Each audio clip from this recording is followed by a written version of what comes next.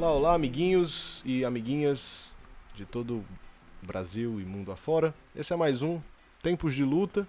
Hoje a gente está, para você que está assistindo a gente aí no YouTube, estamos um pouco mais humildes, apenas com a GoPro, falando com vocês, não tem mais uma câmera para cá. Ficamos muito mal acostumados com o filtro, né, Max? É verdade. A realidade bateu forte quando a gente voltou. A realidade. E hoje demorou horas só para botar essa GoPro. A GoPro pra filmar. E você que tá vendo a gente aí, ouvindo a gente no Spotify ou na Apple Podcast, que agora estamos na Apple Podcast. Então não estamos mais tão humildes assim. Não estamos mais tão humildes, mas ainda estamos um pouco humildes. Mas você que tá ouvindo a gente aí nos podcasts da vida, estamos com a mesma qualidade de sempre. Eu acho, né, porque eu tô hoje com o microfone na mão, deixei o Max ficar com um suporte bom, pra eu sofrer na pele o que ele sofreu em todos esses últimos podcasts. Dias de luta, dias de glória. Precisamos comprar outro suporte aranha desse, urgentemente. E é isso aí, Marcos, o que você traz de novo? Antes de mais nada, né, vamos... A nossa contagem. Vamos abrir eles. Vamos lá. Os grandes. Vai. De 3, 2... Sabe, Loringa. 1. Sensacional. Dá o primeiro gole.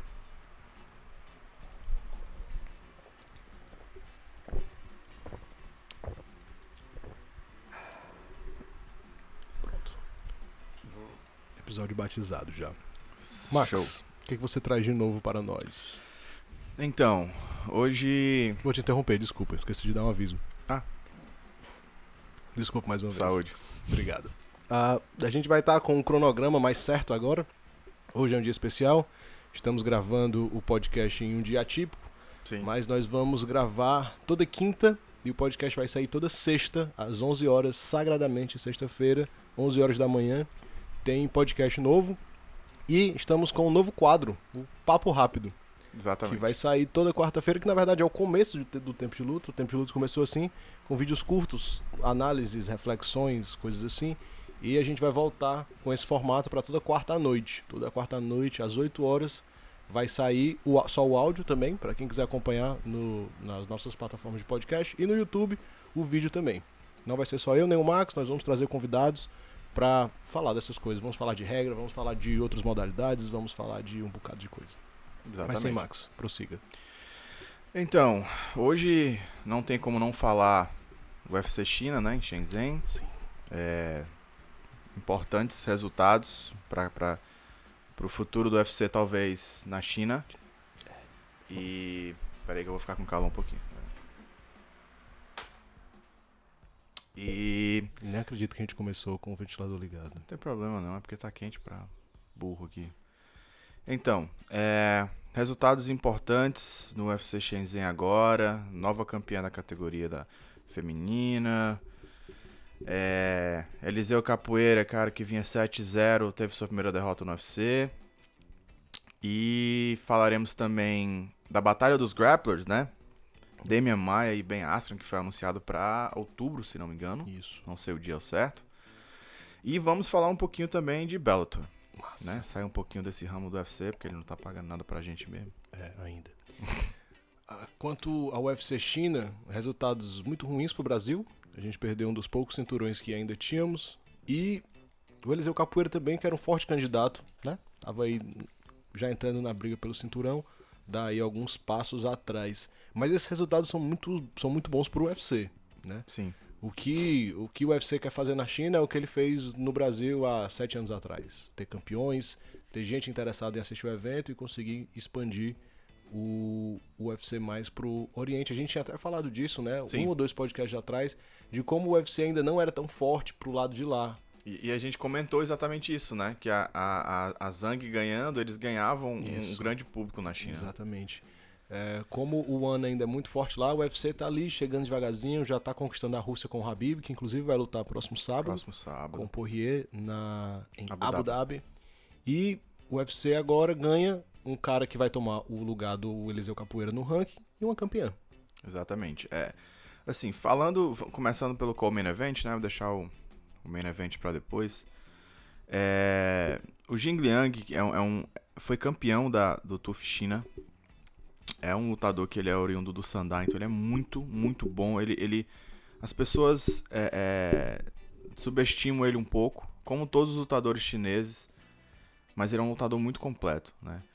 Não acredito que essa derrota do Eliseu Capoeira seja uma coisa que vá afetar a carreira dele. Eu acredito que ele ainda esteja lá em cima. Mas ele deu uns 2 passos para trás. Por outro lado, foi um passo importantíssimo para a China. Ou seja, eles tiveram co-main event e main event. Co-main event, um chinês ganhando de um cara muito duro, ainda é uma promessa. E na luta principal, não só tivemos uma campeã chinesa pela primeira vez na história do UFC, mas também tivemos uma vitória por via rápida em 42 segundos.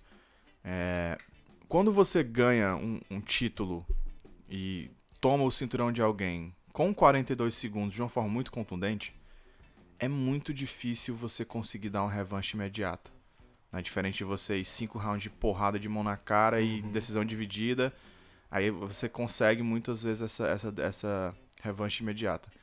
Agora, eu acho que a Jéssica vai ter que esperar um pouco, né? Pode ser que venha outra desafiante, porque o que eles mais querem agora é justamente movimentar a categoria. Eles chegaram no objetivo que era ter uma chinesa campeã, né? Então eles já estão conquistando um mercado oriental que pro UFC é o que eles precisavam. E nessa categoria como é que é o nome do cara que ganhou do capoeira mesmo? Li Jingliang. Li Jingliang. Ele tá numa categoria muito difícil, né? Ele Sim. tá numa categoria que tem muita gente aí subindo nos degraus. É uma categoria que era fraca antigamente, mas que hoje é muito forte, dominada por wrestlers, né? Mas é um cara que tem um jogo em pé muito forte e uma defesa de queda razoável também devido ao sandá. Né? Para quem não sabe o que é o sandá, é uma modalidade de kickboxing, um boxe chinês, que eles trabalham socos, chutes e queda. Então são caras que treinam, é um esporte bem parecido com o MMA. A diferença é que a luta não se desenvolve no chão. Mas eles têm muita entrada de single leg, muita entrada de queda, então o cara fica completo, né? O cara aprende a socar e a chutar, já se preocupando em defender queda e em atacar queda. Então é um cara que tem uma base sólida no sandá, com certeza ele tem uma vantagem quando ele migra para o MMA. Falando da luta principal, a gente sabe que a Jéssica ela é uma atleta que gosta de andar para frente. É agressiva, mas isso se provou não ser sempre a estratégia correta, né? Não é porque você é um atleta que gosta de andar para frente e ser agressivo que isso vai ser a estratégia correta. Ela pegou um atleta duríssimo. Eu acompanho a Weili Zhang antes de ela entrar no UFC, pelas redes sociais. Por acaso, eu vi um vídeo dela batendo saco. Eu falei, caramba, essa mulher tem uma técnica muito boa. E, pô, quando você luta, você consegue perceber quando alguém tem uma técnica boa. Só dela tá batendo saco, ela tá se movimentando sozinha. Isso chamou muito a minha atenção. Então, eu fui atrás, comecei a seguir ela nas redes sociais. Ela lutou o One, fez 2 lutas no One, venceu as 2. O engraçado dela é que ela é da China, mas ela não tem o sandá tão forte. Ela é literalmente do Muay Thai. Então, assim, isso é difícil de você encontrar um chinês que seja mais dedicado ao Muay Thai do que o sandá, que é uma arte chinesa. E, né, a Weili Zhang tem envergadura maior, tem movimentação bem melhor do que a Jéssica. A Jéssica, ela é agressiva, forte, andando pra frente. Ela anda em linha reta. E quem não se movimentar acaba com as costas na grade. Ela faz o que ela fez com a Namajunas. A grande diferença é que da mesma forma que ela ganhou da Namajunas, de uma forma inesperada, mas provavelmente da única forma que ela conseguiria ganhar, ela perdeu da única forma que ela poderia perder. E fazendo talvez uma estratégia que não fosse tão legal pra ela ali naquele momento. E como você falou, é difícil dar uma revanche numa situação dessa, né? A própria Namajunas não teve, né, a revanche direta, não vai ter. Talvez, não sei, dependendo dos planos do UFC, seja a próxima desafiante. Mas aí vamos ver o que o UFC aguarda pra nossa querida Jéssica. Pois é, cara, porque assim, tem muita menina na categoria. Na minha ideia, se você perdeu de uma forma contundente e rápida, você não provou merecer uma revanche imediata. Você deu bobeira, perdeu. Não tem muito o que fazer.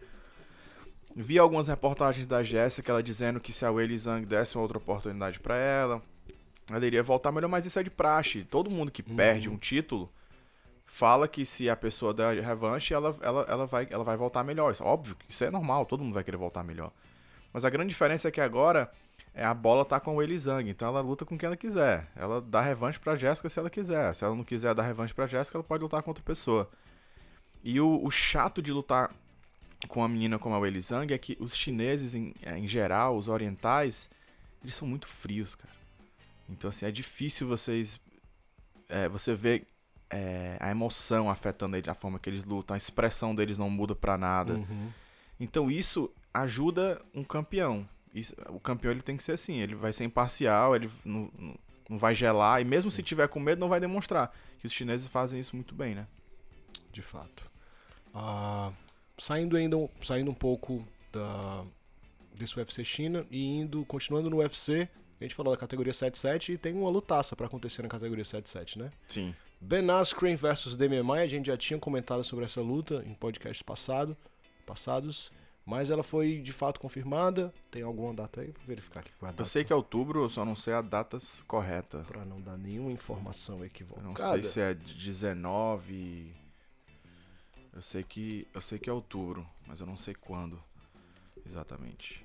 Demian Maia versus Askren, 26 de outubro. 26 de outubro. No UFC Fight Night 162. Onde isso vai ser? Ainda não sei. Singapura. Vai ser em Singapura. Olha só.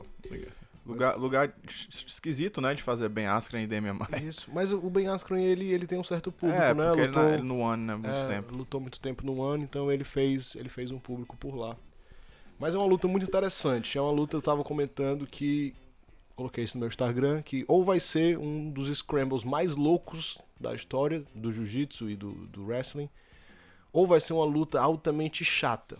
Porque se a luta ficar em pé, vai ser horrível. O Askren é muito ruim em pé.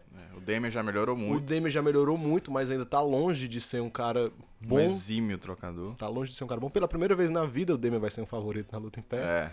Então, o Askren só tem isso. Ele vai tentar botar pra baixo. O que eu acho legal é que são dois dos melhores na sua arte, dentro do UFC. O Demian Maia é com certeza o melhor jiu-jitsu do UFC, apesar de não ser o cara que tem o recorde de mais finalizações, mas é o cara que mais bem prega o jiu-jitsu no MMA. Sim. E Ben Askren nem se fala, o cara é altamente credenciado no wrestling, já provou tudo que tinha pra provar. Inclusive fez uma luta de wrestling quando tava no UFC contra o Jordan Burroughs. Jordan Burroughs é medalhista olímpico dos Estados Unidos. Considerado por muitos o melhor da história. Perdeu, né? O Askren perdeu, mas pô, assim não tinha como comparar. O Jordan Burroughs realmente tá numa crescente muito grande. Mas acredito também que vai ser isso. Acho que a gente vai ver se os dois realmente ficarem ao lado da sua arte, realmente a gente vai conseguir nessa luta perceber o que é que vai ser mais eficiente, se vai ser o jiu-jitsu ou o wrestling, né? Mas também eu acredito que eles vão querer surpreender, esse é meu medo, entendeu? Porque se eles forem querer surpreender, pessoal, significa sair do seu padrão, e sair do padrão deles quer dizer trocar porrada. Então a gente pode parecer uma parada esquisita, entendeu? Mas eu tô rezando pra que seja só uma finta, pra que eles se embolem no chão mesmo, que a gente vai ver um chão bem técnico, né? Uma coisa que me dá muito medo também é da gente ter uma luta só na grade. De repente do Askren conseguir, sei lá, abafar o Demian ali, jogar ele na grade, o Demian vai defender bem a queda, vai ficar um na grade jogando um no outro na grade, aí vai ser aquela luta horrível. Até porque eu acho difícil o Askren querer derrubar o Demian no meio do octógono. Porque o Demian tem muitas armas por baixo. Sim, se o Demian cair de meia guarda, ele já sai pras costas, ele já sai numa perna, ele realmente cai muito bem. Então, talvez a estratégia do Askren seja essa, né? De querer derrubar na grade pra tirar espaço do Demian, pra tirar a fuga de quadril do Demian. Aí vai ser feio. Eu acho que foi uma luta bem casada. Eu acho que bate muito na tecla do que a gente estava falando agora da China, né? Porque o Askren lutou muito tempo no One. É uma forma de trazer esse público mais uma vez, só que dessa vez sem ser por um chinês, mas por um cara que já lutou lá. Então, assim, tá dando tudo certo pro UFC, da forma que eles queriam. Já tem uma dona do cinturão, já tem um cara que tá desbancando o favorito. Agora vai ter uma luta em Singapura, com um cara que já foi muito famoso lá. Então, assim, já é perceptível o que é que o UFC quer pro futuro. O UFC quer estar em todos os países e ter essa notoriedade em todos os países. Então, vamos ver o que é que vai acontecer. Eu lembro que assim que o UFC foi comprado por esse grupo chinês, inclusive, Sim. Eu vi jornalistas falando que o UFC ia mudar o tipo de abordagem deles. Eles iam se focar mais no tipo de mercado da NFL e da NBA, que são ligas 100% americanas, né, focadas para o público americano e geram muito dinheiro no entretenimento. Lá o WWE também gera Sim. muito dinheiro e é só no mercado americano. Inclusive, eu acho que no começo dessa nova gestão do UFC, eles tentaram trabalhar dessa forma, mas agora tá bem claro que eles estão expandindo para todo lugar. Fizeram evento no Chile, fizeram evento no Uruguai, estão fazendo evento em Abu Dhabi, Singapura, China, já fizeram 2 na Rússia, se não me engano, Austrália, Nova Zelândia, já estão em todos os continentes. Eu acho, já teve na África do Sul também, se eu não me engano. Não lembro, mas eu sei que tá bem mais descentralizado do que antes. Isso. Tá espalhando muito mais. Você não tem nem como dizer que não é. E batendo de frente com os grandes no Oriente, o que é audacioso, mas eles estão fazendo do jeito certo. Eles estão fazendo devagarzinho, conquistando de pouquinho, Sim. Daqui a pouco eles estão realmente... Estão fazendo como eles sempre fizeram, né? A diferença é que antigamente não tinha tanta organização grande para eles competirem. Agora tem, então eles têm que dar o tiro certo. Não tem como ficar errando. E tem, eu falei da África, mas eu acho que realmente não teve nenhum UFC na África do Sul ainda não. Mas tem dois campeões africanos, né? Kamaru Usman e o Adesanya, que é filho de africano, se não me engano, mas é neozelandês. Isso. Então, de fato, o UFC está em todos os cantos do mundo. Mas vamos des-UFCalizar Isso. o nosso podcast. Vamos falar um pouquinho do Bellator. Yes. O que você traz de novidades do Bellator, Max? Então, Max, cara, eu tava assistindo o Bellator esses dias. Teve a luta principal do Mitrione contra o Kharitonov, né? Que inclusive o Kharitonov nocauteou o Mitrione. E tinha o filho do Royce que tava lutando, né? E apareceu o anúncio da luta do final do GP da categoria 77 entre o Roy McDonald e o Neyman Gracie. E o que me veio na cabeça naquele momento foi, poxa, os caras começaram o Vale Tudo, né? Meio que criaram o UFC. Tinha, Royce, Rickson, Royler, Renzo, tudo lutando no UFC, né? Mostrando a eficiência do jiu-jitsu. Hoje em dia, após passar Roger, né? A gente só tem o Kron, que na verdade entrou recentemente. A gente fez uma luta? Fez duas lutas. Com o Cáceres e com quem mais?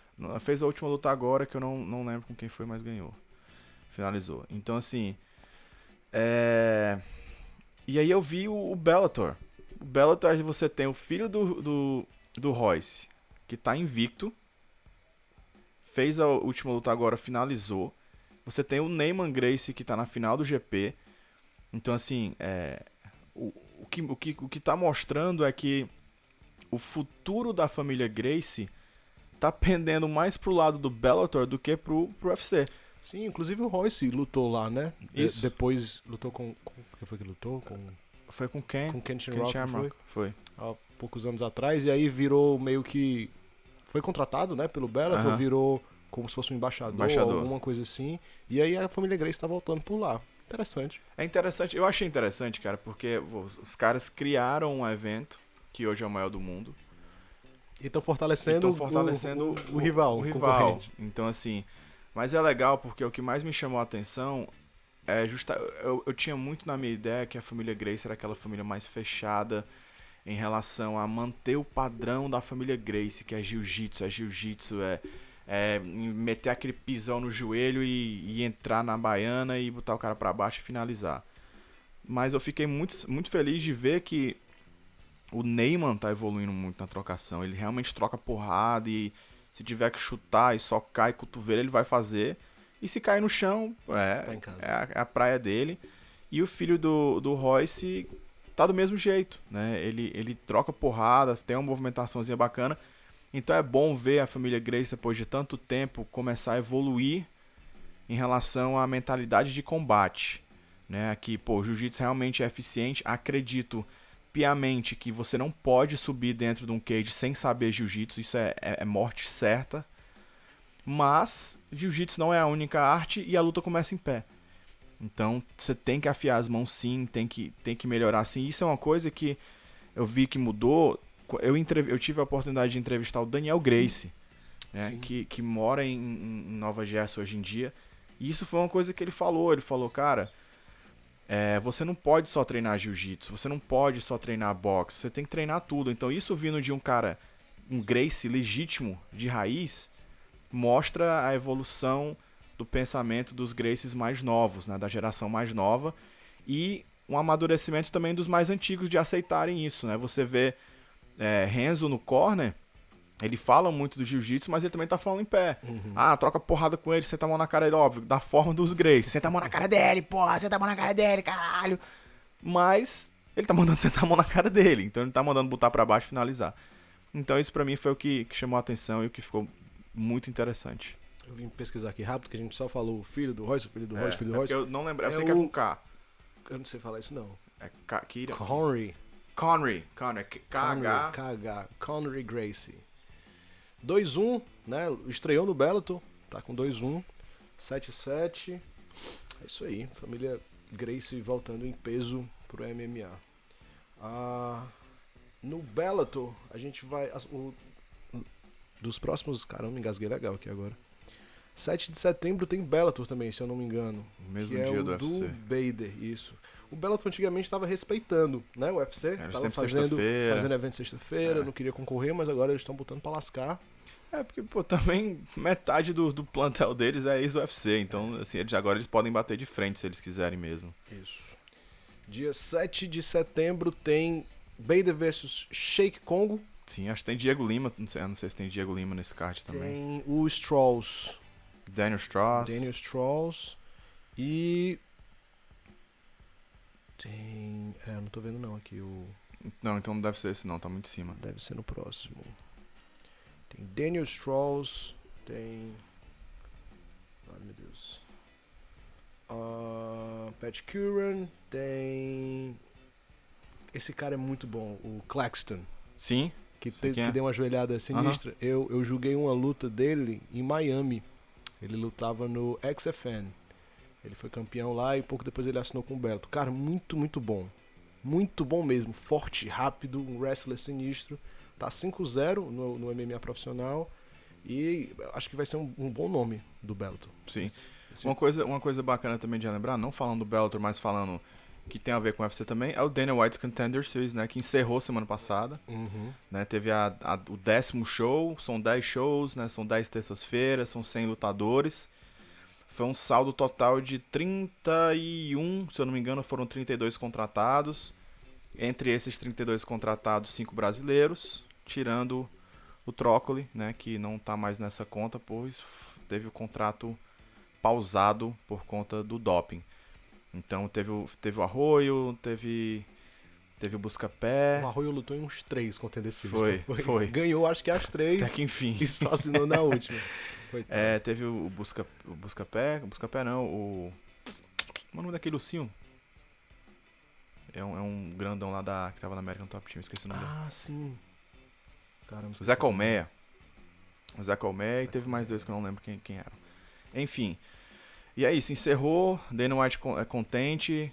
Parece que vai voltar o TUF, né? Tinha dito que tinha terminado o TUF, não ia ter mais, mas acabou comentando que o TUF ia voltar. Tanto é que alguns atletas que ele não levou pro UFC que ganharam, que ele achava que precisavam de amadurecimento, ele vai colocar no TUF, né? Pra ter esse amadurecimento, o que é importante. Ele já tinha feito isso algumas vezes com alguns lutadores e deu resultado, os caras se amadureceram muito e acabaram entrando no UFC. Não consigo lembrar agora de cabeça quem eram, mas ele comentou que vai voltar e expectativas boas, porque o TUF sempre gera talento, né? Sim. Até hoje, pô, tem muitos caras, TJ Dillashaw, que, pô, caramba, não dá nem pra falar. Diego Sanches, que são caras que ainda vão fazem, já fizeram nome, continuam fazendo, então É muito bom. E é um jeito de você fazer atletas, né? Não só pegar atletas prontos de outra organização, que eu acho que para o UFC é muito importante, que ele trabalha naquele esquema de marketing de eu vou construir o teu marketing, né? Não se preocupa com isso, eu vou fazer o teu marketing. Mas aí quando você pega atletas que já vêm grandes de outros eventos, é como se você já pegasse um trabalho ali meio pronto. E o UFC, eles são bem orgulhosos, né? Eles são bem vaidosos. Então, para eles é muito mais importante pegar um McGregor da vida, que chegou como ninguém e virou o maior estrela da história do esporte, de pegar um TJ Dillashaw da vida, que veio do TUF. Então, o TUF realmente é muito legal. Será que volta pro Brasil, hein? Pois é, cara, seria muito bom, né? Os TUFs Brasil, eles deram um resultado muito bom, cara, eu acredito. Saíram caras como Thiago Marreta, Massaranduba, que são caras que estão lá até hoje, dando muito resultado, ganhando luta, mesmo perdendo, dando show. Então, assim, e pegando o gancho do McGregor a gente lembra muito Nate Diaz, né? Nate Diaz que lutou contra o Anthony Pettis, chocou o mundo, voltando depois de 3 anos parado só fumando, andando de bicicleta, né? O cara fuma maconha e vai andar de bicicleta. Aí passa 3 anos fazendo isso, quando chega nocauteia o cara. Nocauteia o Pettis. Então, assim, é como... Eu lembro da entrevista que ele deu pós-luta, que eu ri muito. Eles falaram em inglês, mas eu vou dizer em português. O cara falou assim, poxa, cara, então... Você tem um filhinho agora que acabou de nascer, como é que você sente agora sendo pai e tal? Aí ele abriu a boca, olhou assim, naquele jeitão dele, né? Muito louco já. Falou assim, cara, eu sou pai desses caras tudinho aqui faz tempo. Então, assim, é uma figura, é um cara sensacional.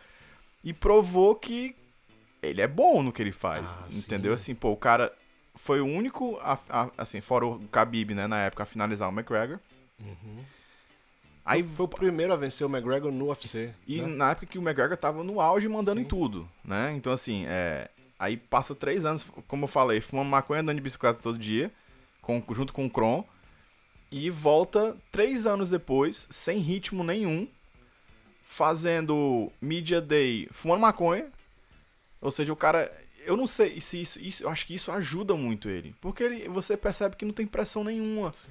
Ele tá ali tranquilão, fumando muito louco, batendo alvo, nem lembra o que tá fazendo. Uhum. Por mais que seja aquela maconha medicinal que é permitida, mas, porra, tem os efeitos do mesmo jeito. E ele é um cara que tá fazendo isso há muito tempo, né? Então ele tá muito acostumado com essa pressão, ele tá muito acostumado com isso. E ele nunca ligou pra isso, na verdade, Não. né? Ele nunca deu moral pra essas coisas.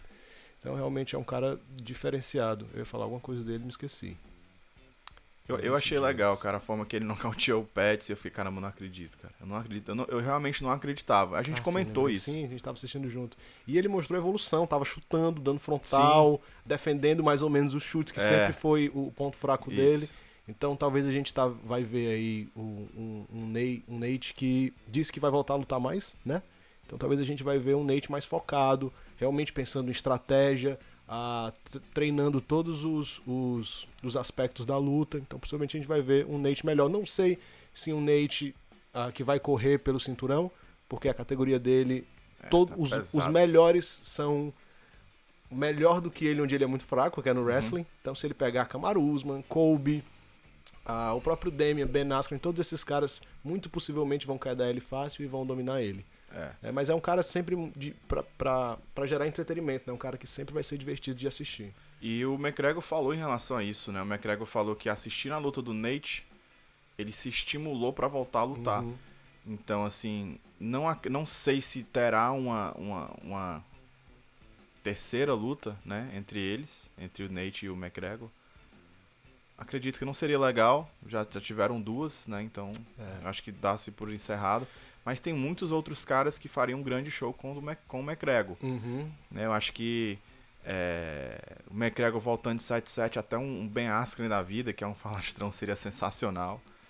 Né? Mas ele falou na reportagem mesmo que parabenizou o Nate, disse que ficou muito se impressionou muito com a performance do Nate, mais ou menos o que tu acabou de falar, que o jogo dele tinha evoluído, por mais que ele tivesse parado 3 anos, que foi uma prova de que ele estava treinando e tentando melhorar, e que a vitória dele tinha estimulado ele a querer voltar a lutar.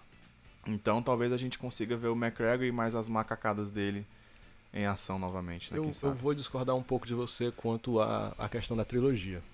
Porque a primeira luta tava bem equilibrada. E aí o Nate conseguiu a finalização, o McGregor cansou, tentou botar pra baixo, acabou dando a finalização. Na segunda foi muito equilibrado, se não me engano foi uma decisão dividida. Sim. Não foi? Foi uma luta muito equilibrada. Então, pra uma trilogia, continua a mesma emoção de quem é que vai ganhar. Nenhum dois mostrou ser superior ao outro ainda. Tá O que eu falei de talvez não ser tão interessante é que tem outros caras sem dúvida. que podem fazer uma luta muito boa também. O próprio Masvidal, né, agora com isso, Nate. Exatamente, mas que é uma coisa que não tá descartada, né? Mas eu acredito que tipo ele voltar pra já fazer uma luta contra o Nate, eu não sei se, já que eu acredito que foi a última luta que a gente viu dele foi contra o Nate, não foi? Do McGregor? Do Conor? Não, depois disso ele lutou teve uma vitória e depois lutou com o Khabib. A luta, pronto, a última dele foi com o Khabib. Então assim, de repente voltar e pegar um cara como... Isso na categoria de cima, né? Dependendo da categoria que ele voltar, ele voltando... Tem muita gente boa esperando por ele e querendo ele. Todo mundo quer lutar com o Nate, com o McGregor, porque é money fight. E agora... Depois do Nate ele lutou com o Ed Alvarez. Sim. E lutou com o Ed e depois lutou com o Khabib. E a gente vai saber mesmo, né? O Khabib vai ter uma prova dura próxima semana. Contra o Poirier, que é um cara que evoluiu muito mesmo. Hard work pays off. Isso, um cara que evoluiu muito. É como ele mesmo fala, ele não se acha talentoso.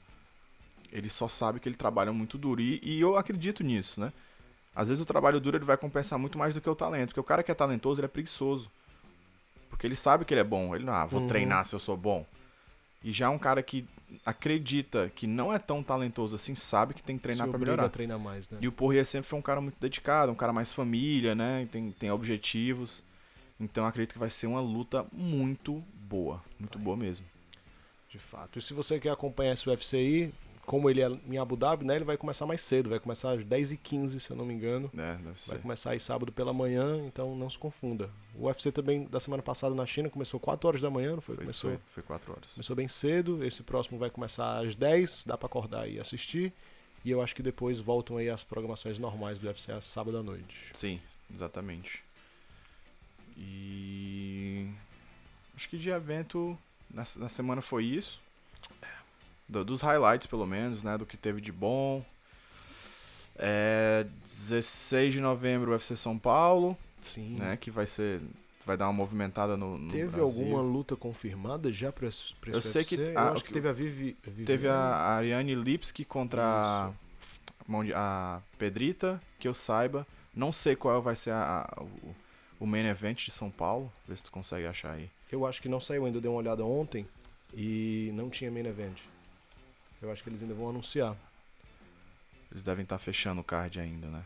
Muito possivelmente. Até porque...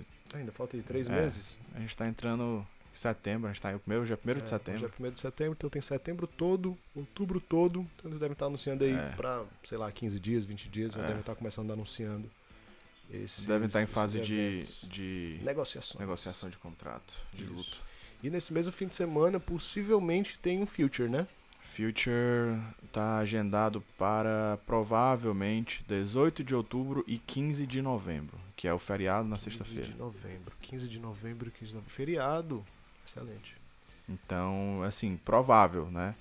Lógico que não é nada certo ainda, mas provavelmente 18 de outubro e de 15 de novembro, mas não é nada certo ainda. Interessante. Voltaremos a falar do Future nas próximas edições do nosso podcast. Por hoje é só.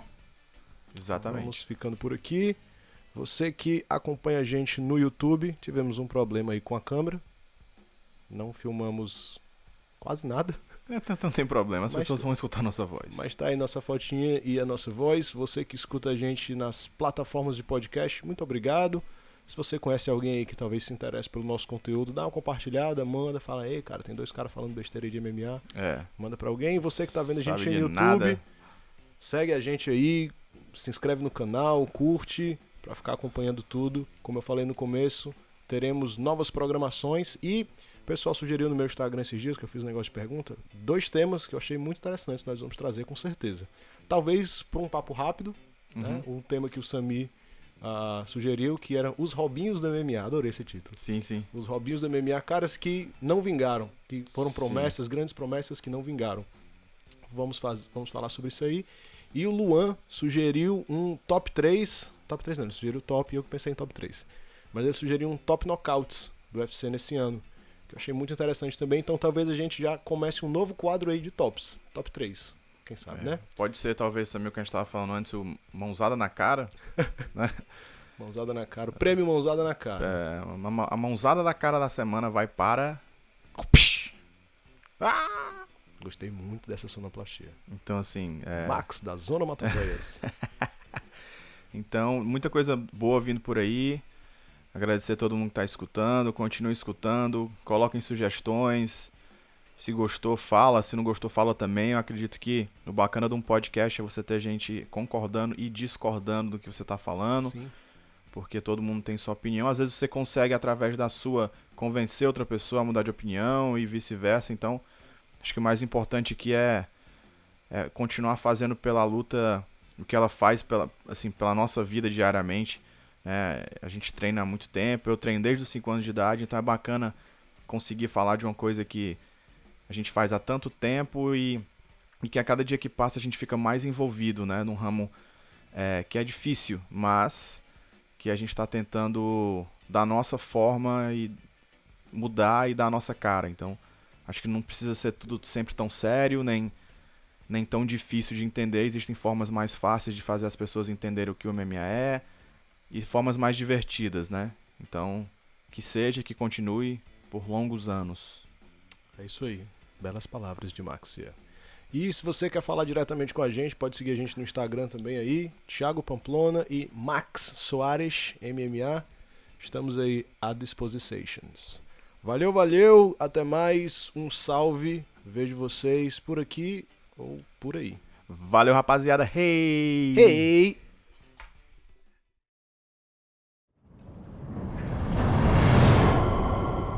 Podcast Tempos de Luta. This podcast is brought to you by Monster Energy Drink.